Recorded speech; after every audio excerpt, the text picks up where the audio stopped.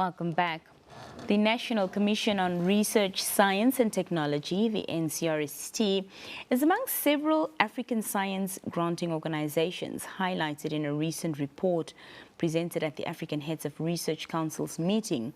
Now, this report reveals that these organizations are under growing pressure as funding from major international partners, particularly the United States, declines, leaving critical programs and research facing significant resource constraints.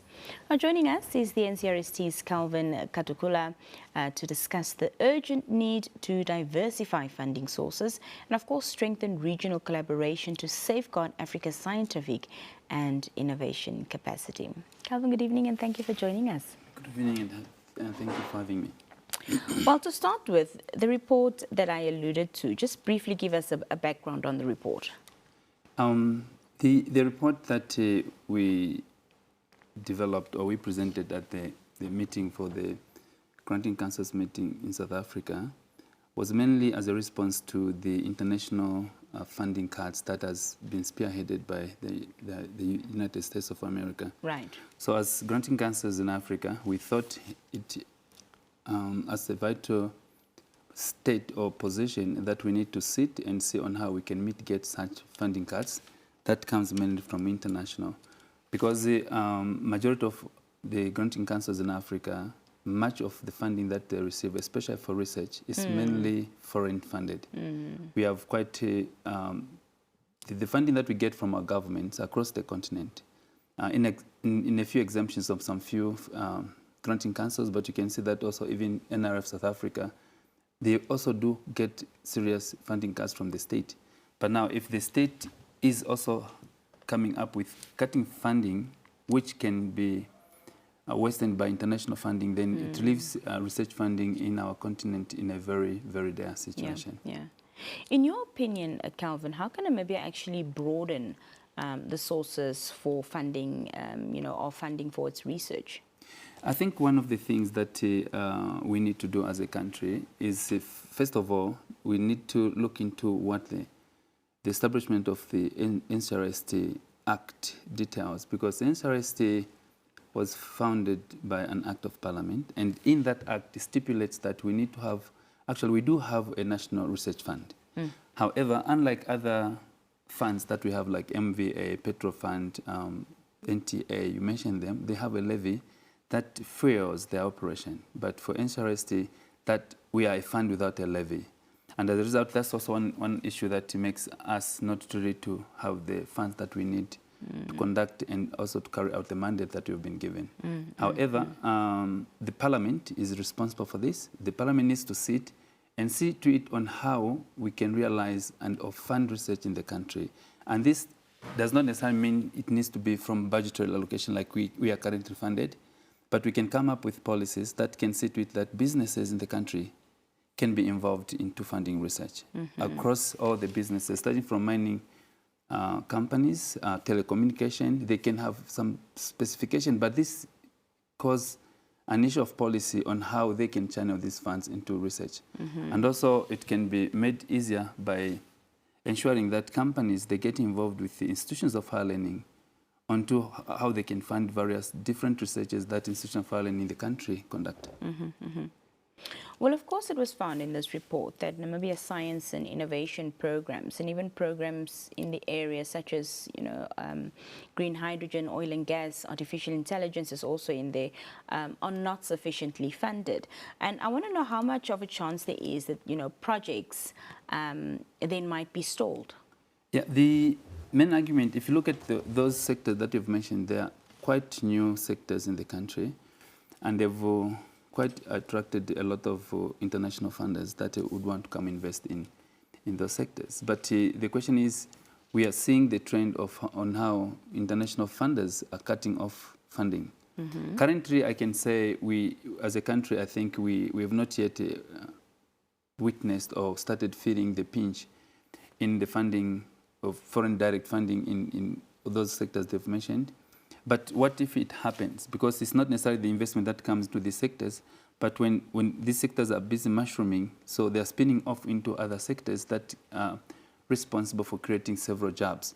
So if, as a country, we cannot be involved to safeguard and come up with sustainable research funding that can step in whenever a shortfall can take place, then should foreign funding be cut? What is going to happen to other spin-off companies that have mushroomed from this direct foreign investment that is taking place in the country? All right. Well, the presentation that you did also shows that international and regional collaboration has been affected. So what strategies, can be used to strengthen these partnerships despite this reduced or declining funding? Yeah. Actually, one of the great ways on how, as the bloc that Raj is doing, is to increase and emphasize much on collaboration. For example, we recently submitted a call that if it's successful, it's going to see to it that we might be able to start funding institutions of higher learning to come up with how we can start developing medicines in the country. Especially, we are looking into the prevention on how we can, the Institution of Learning or researchers can come up with a malaria prevention medicine. So instead of doing it as a country, as Namibia alone, we collaborate with other countries in the bloc. Like we submitted together with Botswana, and also we brought in the interests of Tanzania and also of Zimbabwe. So by teaming up as funding councils, makes us more easier to collaborate and also to see to it that we diversify our resources. Another way is of establishing MOUs with other funding councils. Like, for example, we do have an existing MOU with NRF of South Africa, where in the agreement, it allows Namibian researchers through NCRST to access some of the research facilities that are at the disposal of NRF in South Africa. And by so doing, that allows us not necessarily to start coming up with that which we don't have, which might be in the position of an NRF, and that can be accessible to our researchers in the country. As it stands across Africa, early career scientists already face limited support due to underfunding, and then coupled with these cuts that are happening, and coming from the US, what's being done to ensure especially young Namibians or young Namibian researchers don't leave the field? Yeah, as we are a national research fund, NCRST, is something that is of interest to us. And as we have known that currently with the current government, Her Excellency wants free education to be rolled out as of next year. But the free education that's busy being debated mainly focuses on the undergrad students. So I hope, because the negotiations and task force meetings are still taking place, would want to see how the government is going to come up with a policy or an advisory on how we are going to be able to fund postgraduate students. Because if we cannot provide funding for postgraduate, especially PhD graduates, providing them with money, that can allow these graduates to specialize or to concentrate in specific interests of research as postgraduate, then as a country we are not necessarily going to achieve a lot of that which we would want to realize starting with Vision 2030, which is just about 4 or 5 years away. So it's very important that we realize on how we can resource our postgraduate funding in the country, provide postgraduate funding to our students, especially PhD students, so that they can continue furthering their research, to specialize much and also to research much into the areas of their interest, which can be much beneficial to the country and to our research ecosystem in the country. The pathway to sustainability section in the report makes mention of private sector involvement and science diplomacy. So talk to us about how Namibia can leverage these to secure long-term funding stability. Like I mentioned in the introduction, the most important thing is how do we bring the private sector into research area. We would want to see how the private sector can approach institutions of higher learning to sell what they are doing in order for the institution of higher learning to fund those, to research in those aspects that can maximize their profits. So the private sector is mainly interested in profit maximization. But if we don't collaborate, if they don't collaborate with the institutions of higher learning on how that can be realized, then there's no ways institutions of higher learning can have the research funding that they need. So as NCRST, we are interested in seeing how we can have policy mechanism and also the deliberate act from our private sector in the country to see to it that they get involved in funding research. Because if we don't fund research in the country and we continue relying on foreign-funded research, then we are not going to develop as a country. Foreign-funded research mainly have got foreign objectives of the funders' interests, which 100% does not have the interests of the country at heart. So for us to develop our research ecosystem in the country, we need to fund our own interest and our own research as a country. So looking forward, what do you hope that maybe in the region can do in terms of turning around these challenges, or turning these challenges rather into opportunities? Going forward, I think, like I've mentioned, it's very important that as a country, we continue having these conversations. I can appeal to the current parliament, which seems to be completely new, that we need the parliamentary engagements, that they can engage with the institutions of higher learning to have views on how we can fund research, how research can be funded in this country, and also have engagements with the private sector, bring them on board, and using the institution of higher learning and NCRST in particular, we can spearhead that to see to it that we inform them on what our institutions in the country can do for them, so that the collaboration and agreements can be agreed upon on how research can be funded in the country.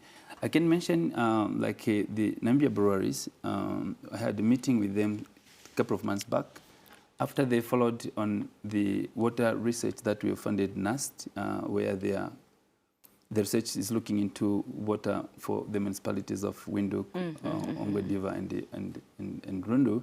So the Namibia breweries came on board. We had a meeting on them, and they indicated to say any research that has to do with water, they would want to be involved. So that's how we would want the private sector to be involved. They need to be involved in the research that speaks to their own objectives, to their own interest, and on how they can maximize their profits that they have in their companies.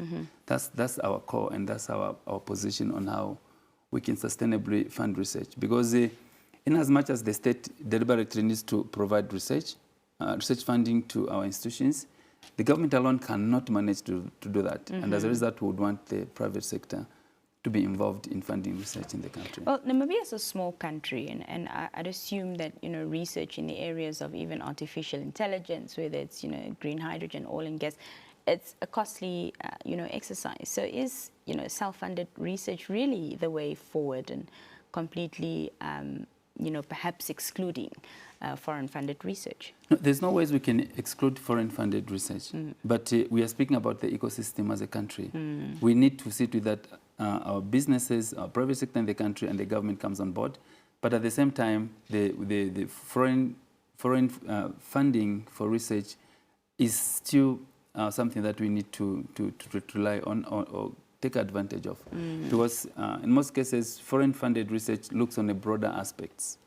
The objectives is quite more broader, but that which can be funded internally looks into those aspects that, as a country, we are looking into solving.